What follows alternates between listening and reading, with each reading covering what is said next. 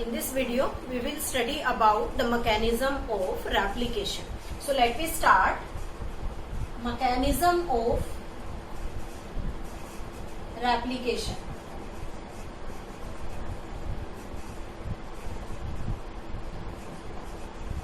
Replication means duplication.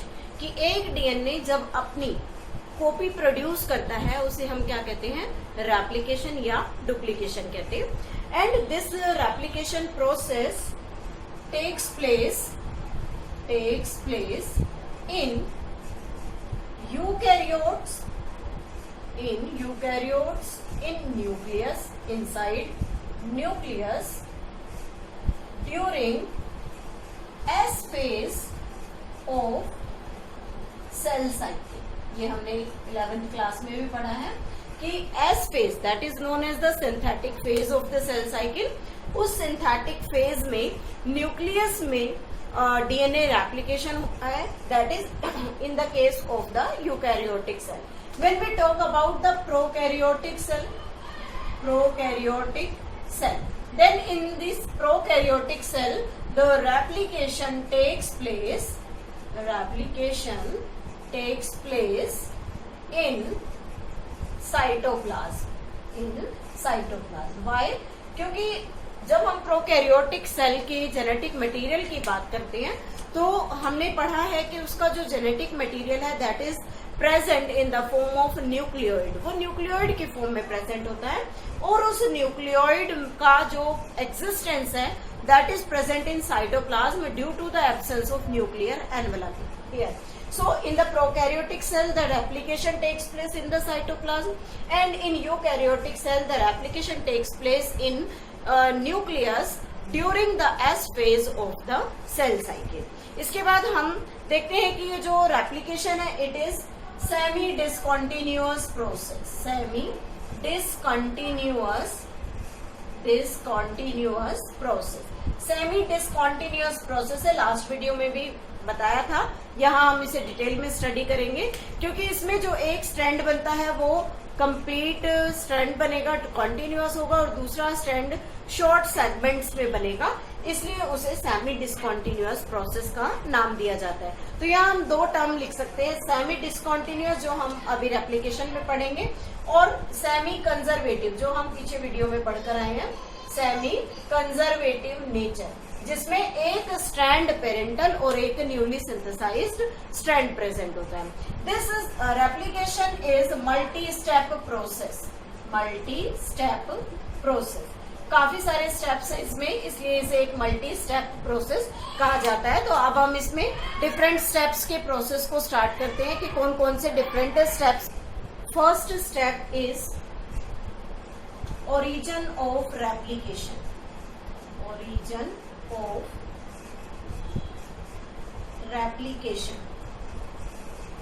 In this origin of replication we can say that when the replication starts at a particular spot. Replication starts at a particular spot.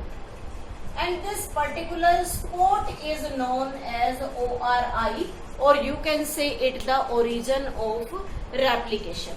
In prokaryotic cell, in prokaryotes, we can say here bacteria as well as the viral DNA. अगर हम इन दोनों के replication की बात करें, bacterial DNA और viral DNA, तो वहां जो रेप्लिकेशन है there is a single spot for replication. तो वहां पर एक सिंगल स्पॉट है रेप्लिकेशन का, and this single spot of replication is known as a replicon. और एक रेप्लिकेशन स्पॉट होने के लिए हम इसे यूनी रेप्लिकेशन या मोनो रेप्लिकेशन भी कह सकते हैं. लेकिन जब हम यूकैरियोटिक सेल के बारे में स्टडी करें, यूकैरियोट्स में, तो इन यूकैरियोट्स के अंदर मैनी ओआरआईज आर देयर, मीन्स एक साथ बहुत सारे स्पोर्ट्स पर रेप्लिकेशन स्टार्ट हो सकता है, इसलिए उसमें मैनी ओआरआईज है. So it is known as multi replicon. It is known as the multi replicon. उसे मल्टी रेप्लिकन का नाम देंगे. This is about the origin of replication. Means how in prokaryote and eukaryotes having the different types of replican. As prokaryote having the single spot of replication, it is known as general replican, and in eukaryote there are many ovaries, that is known as the multi replican.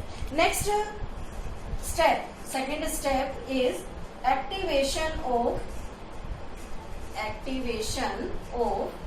deoxyribonucleotide. Deoxyribonucleotide means cytoplasm में present, और you can say nucleoplasm में present जितने भी deoxyribonucleotides हैं, they are in inactive form. When the DNA replication starts, then their activation will be needed. So during this activation they get changes into the high energy units, that is known as the triphosphate. So in this we can say that inactive nucleotides present in nucleoplasm and get activated by addition of phosphate. Activated by addition of phosphate, and these phosphate added with the help of a special enzyme that is known as phosphatase. This phosphatase enzyme helps in activation of monophosphatic deoxyribonucleotide into we can say the triphosphatic deoxyribonucleotide. So we can write the equation deoxyadenosine monophosphate, this is deoxyguanosine monophosphate, deoxycytidine monophosphate, and deoxythymidine monophosphate. These are the inactive, or you can say the low energy nucleotides. When they get combined with H3PO4, that is the phosphoric acid, and after the addition of this phosphoric acid in the monophosphatic unit, in the presence of phosphatase enzyme, they get changes into the activated form. What are the activated forms here? Deoxyadenosine triphosphate, deoxyguanosine triphosphate, deoxycytidine triphosphate, and deoxythymidine triphosphate. So these are highly activated, we can say the highly activated deoxyribonucleotide which are required by the DNA at the time of their replication. Phosphorylase enzyme is it. This is the phosphorylase enzyme. This is the phosphorylase enzyme is used in the process of activation. One more important thing about this activation, when we talk about this deoxyribonucleotide triphosphate, means ये जो activated form है इसका main function क्या है? It is serve as dual function. That is most important, always asked in CBSE. One, act as the substrate and provide high energy for polymerization activity in DNA replication. So this is important thing about the deoxyribonucleotide, means what are the dual nature of it. It acts as a substrate and it helps in providing the energy during the polymerization in DNA strand. These are the two different steps. One is the origin of replication and second is the activation of deoxyribonucleotide. third point in the DNA replication mechanism is exposure of parent DNA strands. First 2 steps में हमने पढ़ा origin of replication and second step था activation of deoxyribo nucleotide. Third step में कहता है कि किस तरीके से जो पेरेंटल डीएनए स्ट्रैंड है it get exposed its different arms we can say और its single stranded structure. So एक डायग्राम के थ्रू इसको समझते हैं कि किस तरीके से एक्सपोजर होगा। तो first of all we are taking here this is the double helical structure and this double helical structure having the nitrogenous bases or you can say the nucleotide units bonded together and the separation of the double helical structure of the DNA always takes place at the site of ORI। जैसा कि हमने बात की थी कि ORI is the site from where the replication begins and it is also known as the replicon। In case of eukaryote it is multi replicon। लेकिन यहाँ हम सिर्फ एक रेप्लिकन के बारे में स्टडी कर रहे हैं कि किस तरीके से वो रेप्लिकन शो करेगा।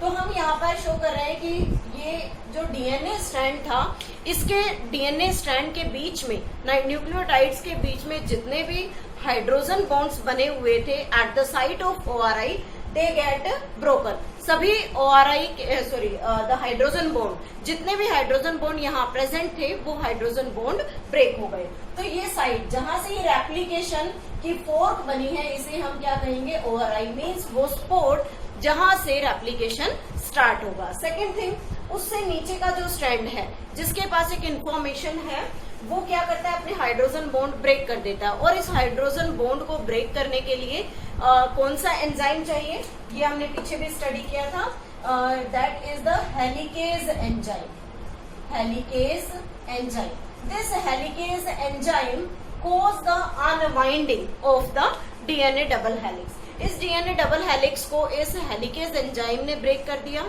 और इसने क्या किया बेसिकली जो हाइड्रोजन बॉन्ड्स बने हुए थे बीच में उन हाइड्रोजन बॉन्ड्स को इसने ब्रेक कर दिया। अब जब ये हाइड्रोजन बॉन्ड्स ब्रेक हुए तो हमारे पास एक स्ट्रक्चर आया that structure is named as Y shaped replication fork. This is named as Y shaped replication fork. We all can also say it the unzipping of the DNA molecule। Unzipping जैसे कि zip को जब हम open करते हैं तो एक and उसका अगर बंद छोड़ दिया जाए तो वो जिप्ड होगा इट मीन्स वो अटैच है और जहां से वो अनजिप होता है वो इसी तरीके का वाई शेप्ड स्ट्रक्चर फॉर्म करेगा। यहाँ हम सबसे पहले इसकी पोलैरिटी मेंशन कर देते हैं कि कौन से प्राइम एंड्स हैं। Suppose that this is the 3 prime end then it is the 5 prime and if it is 5 prime then it is the 3 prime end। ये इसकी पोलैरिटी। तो यहाँ हम पढ़ेंगे कि किस तरीके से एक्सपोजर हुआ। तो सबसे पहले हमने बात की कि हेलिकेज एंजाइम ने इसे अनवाइंड कर दिया।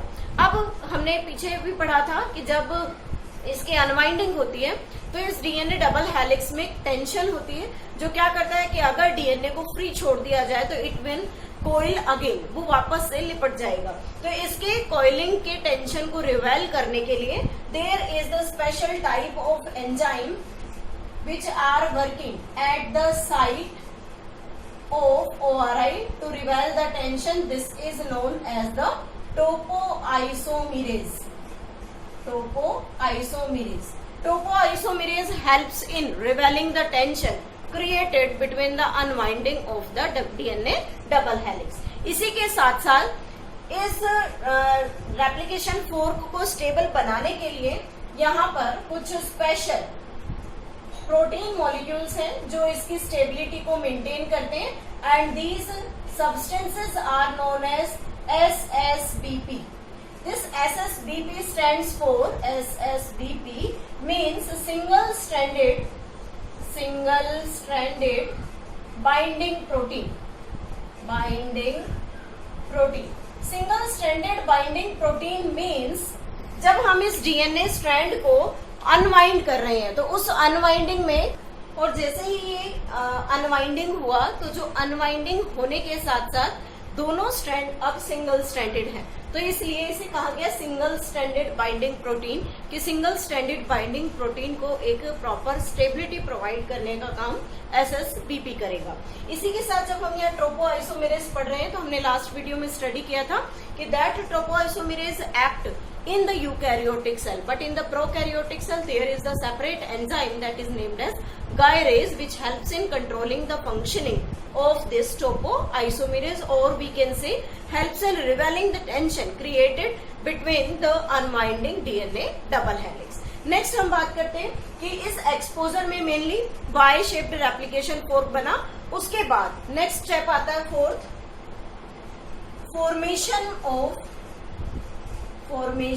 Of RNA primer.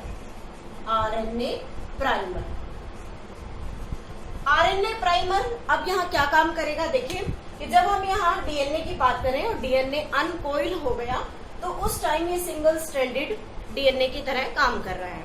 एक चीज यहाँ नोट करने लायक है कि DNA polymerase, we can say it DNA dependent DNA polymerase, एक ऐसा एंजाइम है जो कभी भी सिंगल स्ट्रैंडेड स्ट्रक्चर पर काम नहीं करता। Means we can say initially वो डीएनए का जो स्ट्रैंड है वो एकदम से यहाँ पर फॉर्म नहीं होगा, उसके लिए एक इनिशिएटिव चाहिए, और वो इनिशिएटिव कौन प्रोवाइड करेगा, that is the RNA primer. This RNA primer comes here as we are taking here the 2 prime.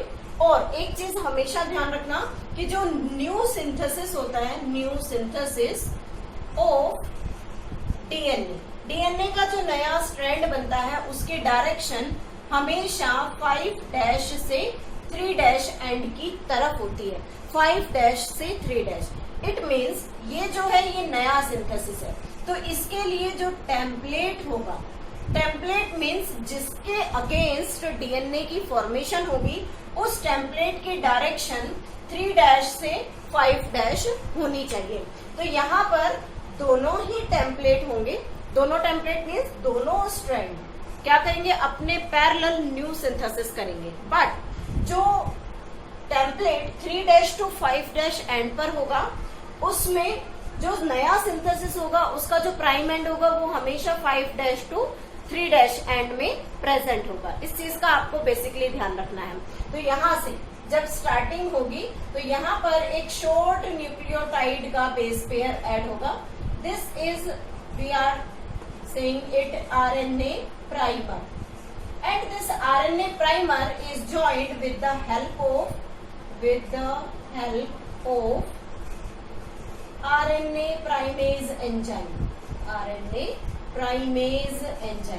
Why this RNA primase is working here?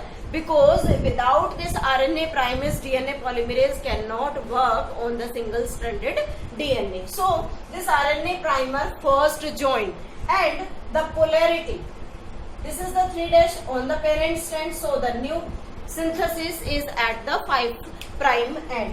इसके बाद अब क्या होगा कि जैसे ही ये शॉर्ट न्यूक्लियोटाइड यहाँ ऐड हुआ, then this DNA polymerase starts its working.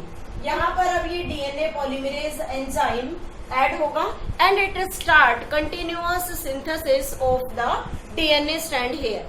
अब वो डीएनए स्ट्रैंड पर एक कंटिन्यूअस सिंथेसिस शो करेगा and it will proceed this synthesis in this direction as it is the 5' end, so the this direction is of 3' end. इस strand पर जो formation हो रहा है उस स्ट्रैंड की फॉर्मेशन पर ये टेम्पलेट स्ट्रैंड है, ये न्यू सिंथेसिस का स्ट्रैंड है, तो इस टेम्पलेट स्ट्रैंड को हम यहाँ पर लीडिंग स्ट्रैंड कहेंगे। This is known as the leading strand and the synthesis starts at one time, और ये प्रोसीड कर रही है, कंटिन्यू प्रोसीड कर रही है, so it is known as the continuous strand. We can say it continuous synthesis, इसे हम कॉन्टिन्यूअस सिंथेसिस का नाम देते हैं। ठीक है, तो यहाँ पर आ गया फॉर्मेशन ऑफ आरएनए प्राइमर, जिसमें हमने पढ़ा कि यहाँ न्यू सिंथेसिस हमेशा 5' टू 3' एंड डायरेक्शन पर होगी, लेकिन उसका जो टेम्पलेट होगा उसकी डायरेक्शन 3' एंड से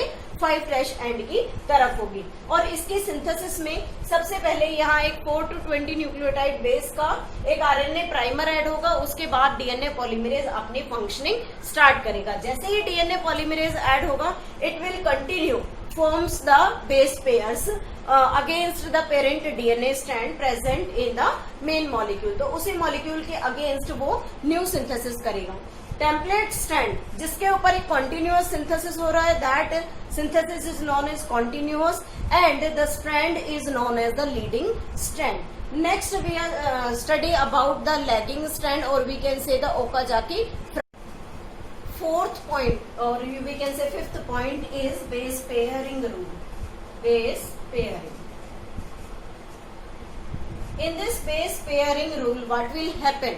देखिए, जब हम न्यूक्लियोप्लाज्म में बात करते हैं कि न्यूक्लियोप्लाज्म में डीएनए का सिंथेसिस यानी कि रेप्लिकेशन चल रहा है, तो उस टाइम पीछे हमने स्टडी किया था एक्टिवेशन ऑफ डीऑक्सीराइबोन्यूक्लियोटाइड में कि वहां पर डीएनए के जो नाइट्रोजिनस बेसिस और we can say the nucleotide थे, उन्हें एक्टिवेट कर लिया गया था with the help of phosphatase enzyme. अब यहाँ क्या होगा कि जो एंजाइम एक्टिवेट हुआ, इट विल कम हियर, वो यहाँ आएगा and it will start joining. लेकिन उस ज्वाइनिंग से पहले क्या होगा बेस पेयरिंग में कि जितने भी न्यूक्लियोटाइड है, for example deoxy adenosine triphosphate, deoxy guanosine triphosphate, deoxy cytidine triphosphate, deoxy thymidine triphosphate, ये सभी बेसिस यहाँ पर प्रेजेंट है एज अ सबस्ट्रेट मॉलिक्यूल जो न्यू डीएनए सिंथेसिस में पॉलीमराइजेशन में हेल्प करेंगे। लेकिन ये कभी भी इस ट्राइफॉस्फेटिक फॉर्म के अंदर डीएनए मॉलिक्यूल पर अटैच नहीं होते। इसलिए क्या होगा यहाँ पर, दे पायरोफॉस्फेटेज enzyme, this is pyrophosphatase enzyme will break the 2-phosphatic unit from all these triphosphate. Then what will be formed? DAMP, deoxyribose GMP, deoxyribose cytidine CMP and deoxyribose thymidine monophosphate plus 2 inorganic phosphate plus 2 inorganic phosphate will release from all these and a huge amount of energy is released by this reaction। अब हमने पीछे बात की थी कि जो deoxyribonucleotide triphosphate है, it act as substrate. Substrate means which aid in the new synthesis as well as it provide the energy for the polymerization.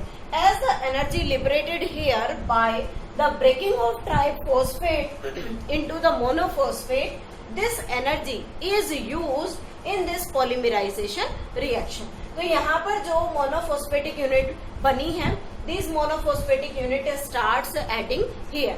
तो this is the base pairing rule कि किस तरीके से वो base pair बनेंगे। Next आता है sixth point is the new DNA formation. New DNA formation. इस न्यू डीएनए फॉर्मेशन में हमने एक स्ट्रैंड के बारे में डिस्कस कर लिया कि आरएनए प्राइमर किस तरीके से उसे अटैच करता है। सेकेंड सिंथेसिस आती है कि यहाँ पर अब there is the 5' end, but the new synthesis always starts from the 3' end of the template up to the 5' end. तो यहाँ ये 5' है, तो इसका नेक्स्ट जो इसके सामने प्राइम एंड बनेगा that is the 3' end, but the synthesis always takes place from the 3' end. तो जो नया सिंथेसिस अब यहाँ होगा, that new synthesis starts from here and this point is the we can say that this is the 5' end. अब यहाँ जब 5' and पर फॉर्मेशन होगी तो सबसे पहले यहाँ पर अगेन एक आरएनए प्राइमर ऐड करेगा 4 to 12 न्यूक्लियोटाइड बेस पेयर का, और फिर वो आरएनए प्राइमर जब ऐड हो जाएगा तो उसके ऊपर एक एंजाइम अटैच होगा that is the DNA polymerase और एक कंप्लीट सिंथेसिस करेगा। This is the synthesis. तो यहाँ जो सिंथेसिस हो रहा है उस सिंथेसिस में एक डिफरेंस है in comparison to this leading strand कि इस सिंथेसिस के, इस टेम्पलेट स्ट्रैंड के जो बेस पेयर्स हैं वो एकदम से विजिबल नहीं होते, वो कुछ कम कम करके विजिबल होते हैं। Means 4 nucleotide, 5 nucleotide, means continuous जो कंप्लीट स्ट्रैंड है वो विजिबल नहीं होता। इसलिए जितना स्ट्रैंड विजिबल है उतने स्ट्रैंड पर डीएनए का नया सिंथेसिस होता है एंड इट विल स्टॉप, वो रुक जाता है। उसके बाद जब दोबारा से विजिबिलिटी आती है दूसरे स्ट्रैंड के जो बेस पेयर्स, उसी स्ट्रैंड के जो बेस पेयर्स दिखते हैं, तो फिर से एक लीडिंग स्टार्ट होती है और उस लीडिंग मैकेनिज्म में क्या होगा कि again the process will continue. और जब वो प्रोसेस दोबारा से स्टार्ट होगा तो फिर से क्या होगा, यहाँ पर again a short RNA primer is needed, फिर से एक आरएनए प्राइमर की जरूरत होगी। Then after that again a new DNA polymerase will act here, then a new synthesis will proceed. After that it will stop, again the new DNA RNA primer will attach here, RNA primer will attach here, and the new DNA polymerase attach to all these points and produce the new synthesis. तो इस तरीके से यहाँ पर जो formation हो रही है, that formation is in the form of small stretches, वो एक स्मॉल स्ट्रेच की फॉर्म में हो रही है। मीन्स कंप्लीट डीएनए का जो स्ट्रैंड है वो विजिबल नहीं है, तो इसलिए ये स्मॉल स्ट्रैंड्स की फॉर्म में फॉर्मेशन करता है। तो यहाँ पर जितने भी स्ट्रैंड्स बन रहे हैं, छोटे स्ट्रैंड्स हैं, these fragments are known as Okazaki fragment. Okazaki fragment, इन सभी स्ट्रैंड्स को जो शॉर्ट सिंथेसिस हुआ है that is named as Okazaki fragments. That was discovered by the Okazaki, the name of the scientist। और इस ओकाजाकी फ्रैगमेंट्स की जो अटैचमेंट है that takes place in the proofreading, ये डीएनए एप्लीकेशन के बाद कंप्लीट होगी। But one thing is to note here, यहाँ जो स्ट्रैंड है हमारे पास 3' से 5' एंड का, या 5' to 3' एंड, इस स्ट्रैंड पर जो सिंथेसिस है वो डिसकॉन्टिन्यूअस है। तो हम इस स्ट्रैंड को हम क्या कहेंगे, डिसकॉन्टिन्यूअस सिंथेसिस। ये डिसकॉन्टिन्यूअस सिंथेसिस का स्ट्रैंड है। नेक्स्ट थिंग इज देयर कि बाद में ये जितने भी स्ट्रैंड्स हैं वो आपस में अटैच हो जाएंगे with the help of DNA ligase enzyme. तो ये discontinuous strand, this is the continuous strand. यहाँ हमने इसे लीडिंग स्ट्रैंड कहा था, और ये जो स्ट्रैंड होगा जहां होगा जाके फ्रैगमेंट्स बने हैं that is named as lagging strand. इसे हम क्या कहेंगे, लैगिंग स्ट्रैंड कहेंगे। क्लियर? तो ये डिफरेंस है दोनों चेन्स के बीच में, दोनों पेरेंट डीएनए मॉलिक्यूल के बीच में, कि किस तरीके से सिंगल स्ट्रैंडेड डीएनए में एक कॉन्टिन्यूअस एक डिसकॉन्टिन्यूअस है। जैसा कि हमने पीछे भी कहा था कि डीएनए का replication semi conservative as well as semi discontinuous है, तो वो यहाँ प्रूव हो गया कि वो डिसकॉन्टिन्यूअस क्यों है, क्योंकि उसका एक स्ट्रैंड कॉन्टिन्यूअस सिंथेसिस करता है और दूसरा स्ट्रैंड डिसकॉन्टिन्यूअस सिंथेसिस करता है। नेक्स्ट थिंग कि what will be the result here, तो उसके बाद क्या होगा, यहाँ पर DNA ligase enzyme, DNA ligase enzyme join all Okazaki fragments. Okazaki fragments, सभी ओकाजाकी फ्रैगमेंट्स को डीएनए लाइगेज एंजाइम जो है वो क्या करेगा, ज्वाइन कर देगा, और उसकी ज्वाइनिंग से हमारे पास यहाँ भी एक कंप्लीट डीएनए का स्ट्रैंड प्रिपेयर हो जाएगा। ठीक है। Next is 7th point, we can say the DNA repair. DNA repair, DNA repair means कि कई बार क्या होता है कि यहाँ पर म्यूटेशन होती है, या हम इसे प्रूफ रीडिंग भी कह सकते हैं। It is also known as proofreading. Proofreading, अभी प्रूफ रीडिंग में क्या होगा, देखिए जो डीएनए पॉलीमरेज 3 एंजाइम है, डीएनए पॉलीमरेज 3, ये क्या करता है, it sense the wrong bases attachment, wrong base attachment. जितने भी wrong bases by mistake DNA पर अटैच हो गए, उन रॉन्ग बेसिस को सेंस करेगा और उन्हें रिमूव करेगा। लेकिन जब वो रिमूव करता है तो it can not replace uracil, लेकिन ये यूरेसिल को रिप्लेस नहीं कर सकता। That is the wrong base. कि मान लीजिए न्यूक्लियोप्लाज्म में प्रेजेंट यूरेसिल का जो बेस है वो एडेनाइन के साथ अटैच हो गया, दैट इज रॉन्ग, क्योंकि हम बात करते हैं कि डीएनए में हमेशा जो बेस पेयर है वो थायमिडिन ही होता है। तो अगर वहां यूरेसिल अटैच है तो वो यूरेसिल यहाँ से सेपरेट नहीं हो पाएगा। तो इस यूरेसिल को रिमूव करने के लिए डीएनए पॉलीमरेज 1 हेल्प करता है, और इस डीएनए पॉलीमरेज 1 की हेल्प से ये यूरेसिल रिमूव होगा और इसकी जगह पर थायमिडिन आ जाएगा, और इस थायमिडिन की प्रेजेंस से डीएनए का मॉलिक्यूल कंप्लीट हो जाता है। तो हम यहाँ देख सकते हैं कि किस तरीके से डीएनए मॉलिक्यूल अपनी प्रूफ रीडिंग शो करता है with the help of different enzyme, DNA polymerase 1 and 3 in case of the prokaryotic cell, as there are 3 different types of the DNA polymerase। तो इस तरीके से डीएनए के अंदर जो म्यूटेशंस हैं उनका जो चांस है वो कम हो जाता है by the proof reading. So this is all about the mechanism of the DNA replication.